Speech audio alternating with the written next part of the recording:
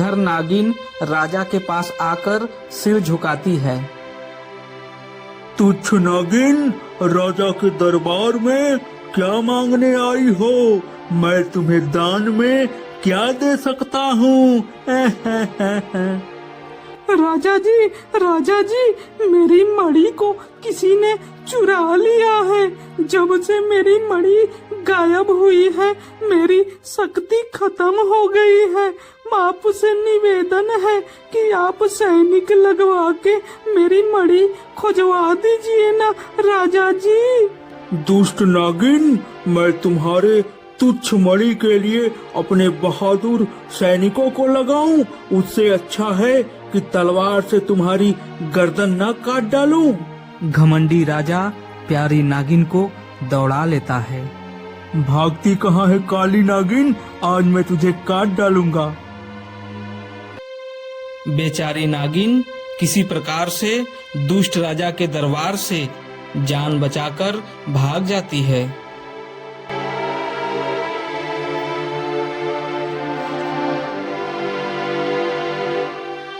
दर दर ठोकरे खाने के बाद बेचारी नागिन एक घर के पास आके बैठ के रोने लगती है।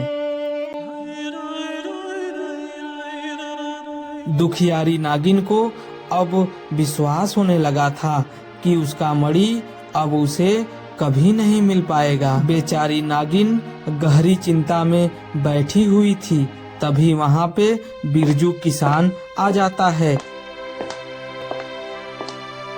अरे प्यारी नागिन, आप कौन हो और क्यों रो रही हो? आखिर बात क्या है? नागिन अपने साथ हुई घटना को बिरजू से बताती है।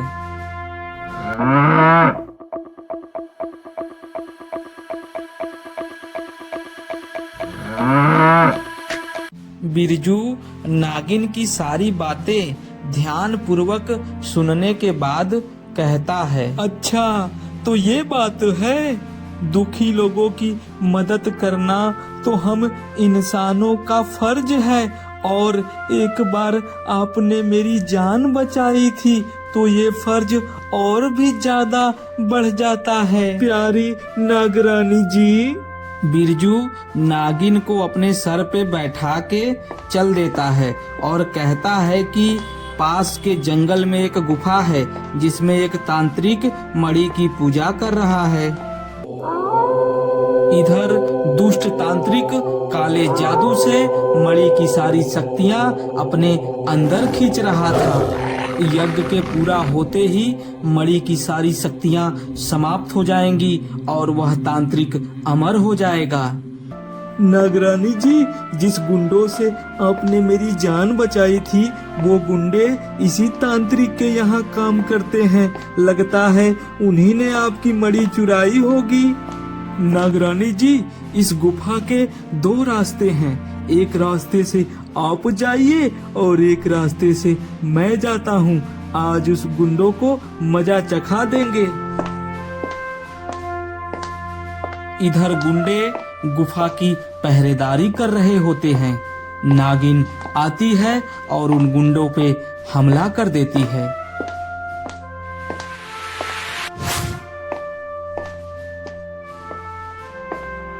एक गुंडा नागिन से लड़ने की कोशिश करता है, लेकिन गुस्से से पागल हुई नागिन अपने काले विष को गुंडे के अंदर उतार देती है और दोनों को मार करके गुफा के अंदर चली जाती है।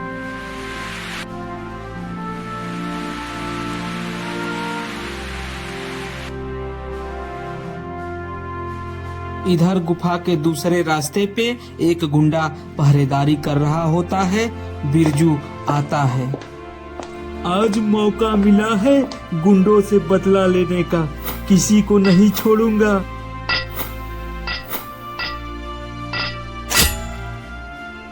थोड़े ही देर में गुंडा धराशाही हो जाता है और बिरजू गुस्से में चिल्लाते हुए गुफा के अंदर चला जाता है। कहाँ छुपा है हरामी गुंडे? तेरे पाप का घड़ा भर चुका है, अब तुझे कोई नहीं बचा सकता। बिरजू, अगली बार तो तू मेरे वार से बच गया, लेकिन इस बार नहीं बचेगा। मैं तुझे तड़पा तड़पा के मारूंगा। मेरे हाथों से मरने के लिए तैयार हो जाओ। दुष्ट गुंडे, मरने की बारी मेरी नहीं तेरी है। आज मैं देखता हूँ मेरी ईमानदारी जीतती है या तेरी गद्दारी। चला डंडा, देखूं तेरे बाजुओं में कितना दम है।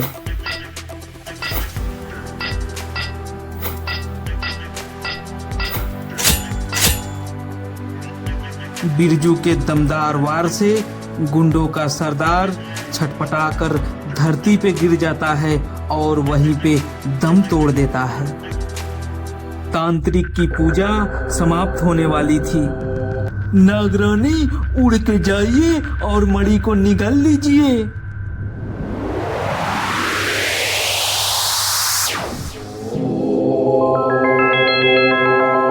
मणि के निकलते ही साधारण नागिन फिर से इच्छाधारी नागिन में बदल जाती है और नागिन की सारी शक्तियां वापस आ जाती हैं। दुष्ट नागिन, मैं तांत्रिक हूँ, जरा हट के। तुम निकल नहीं पाओगी मेरी शक्तियों से बच के। मैं तुम्हें लड़ने की चुनौती देता हूँ। मुझे तुम्हारी चुनौती स्वीकार है तांत्रिक। मैं भी देखती हूँ अच्छाई की जीत होती है या बुराई की जीत होती है। चलो आसमान में लड़ने के लिए।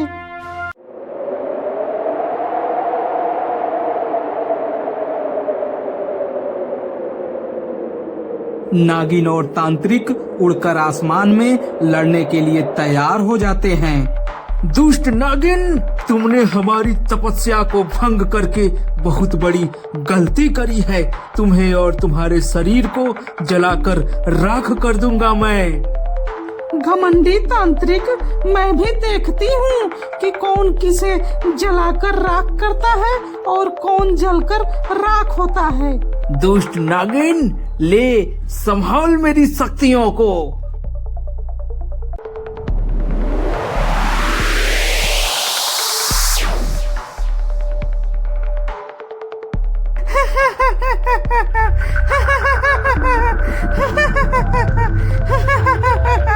तेरा अंत निकट है नागिन, ये ले।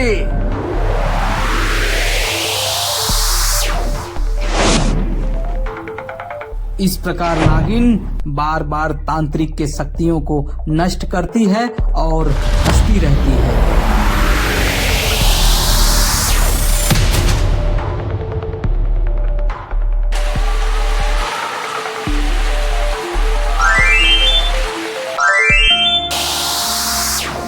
दुष्ट तांत्रिक, अभी वक्त है, संभल जाओ।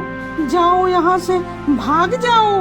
मैं तुम्हें जीवन दान दे दूंगी। दुष्ट नागिन, तू मुझे जीवन दान देगी? अब तो तुझे मरना ही होगा। ये ले मेरी शक्ति।